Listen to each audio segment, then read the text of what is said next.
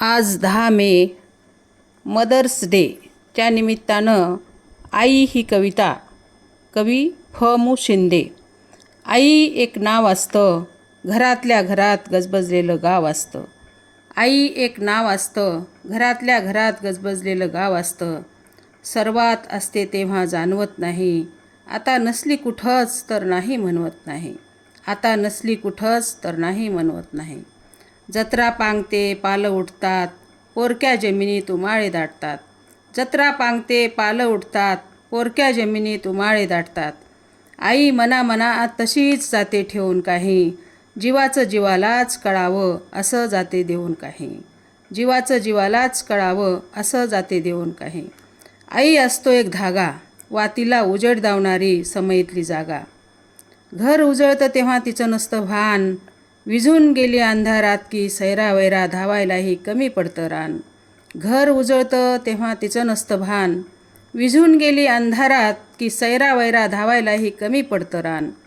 पिकं येतात जातात, माती मात्र व्याकुळच, तिची कधीच भागत नाही तहान.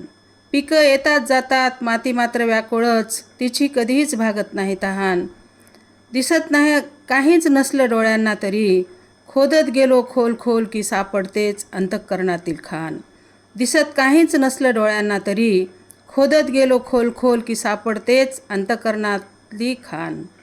याहून का निराळी असते आई, ती घरात नाही तर मग कुणाशी बोलतात गोठ्यात हंबरणाऱ्या गाई. याहून का निराळी असते आई, ती घरात नाही तर मग कुणाशी बोलतात गोठ्यात हंबरणाऱ्या गाई. आई खरंच काय असते, आई खरंच काय असते, लेकराची माय असते, वासराची गाय असते, दुधावरची साय असते, लंगड्याचा पाय असते, धरणीची ठाय असते. आई खरंच काय असते, लेकराची माय असते, वासराची गाय असते, दुधावरची साय असते, लंगड्याचा पाय असते, धरणीची ठाय असते. आई नसते, आई असते जन्माची शिदोरी, सरतही नाही उरतही नाही. आई असते जन्माची शिदोरी, सरतही नाही उरतही नाही.